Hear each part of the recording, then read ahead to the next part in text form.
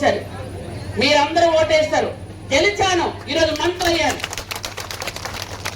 అయితే నేను మంత్రి అయిన తర్వాత నన్ను ఎదుర్కోలేక నా బిడ్డ మీద మాట్లాడుతున్నారు.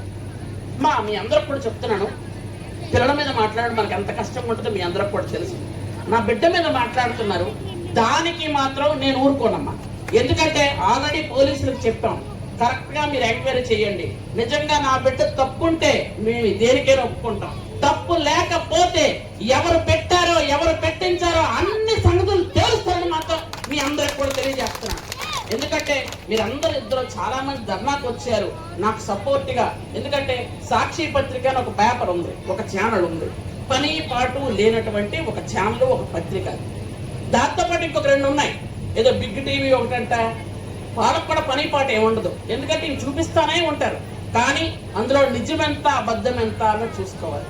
ఇదే నేను ఖచ్చితంగా చెప్తున్నాను, ఇదే గత ప్రభుత్వం అయ్యుండి, గత ప్రభుత్వంలో ఒక మంత్రి గారి మీద ఎలాగంటే వాళ్ళు ఏం చేసేవాళ్ళు, రప్ప రప్ప రప్ప అని ఇంటికెళ్ళి కొట్టేవాళ్ళు వాళ్ళు.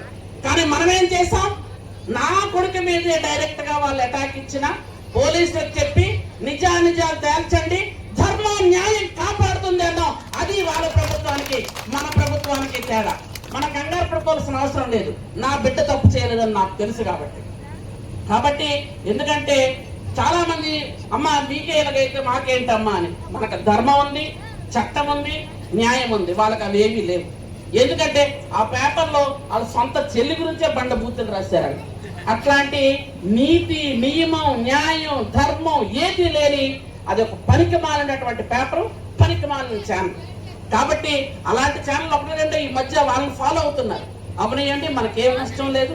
కానీ మన అందరి తాలూకా ఎజెండా ఒక్కటే, మన సాలూరు నియోజకవర్గాన్ని అత్యద్భుతంగా అభివృద్ధి పదంలో నడిపించడమే మనందరి తాలూకా లక్ష్యం అని మరొక్కసారి మీ అందరికీ తెలియజేసుకుంటూ ఈరోజు ఈ కార్యక్రమానికి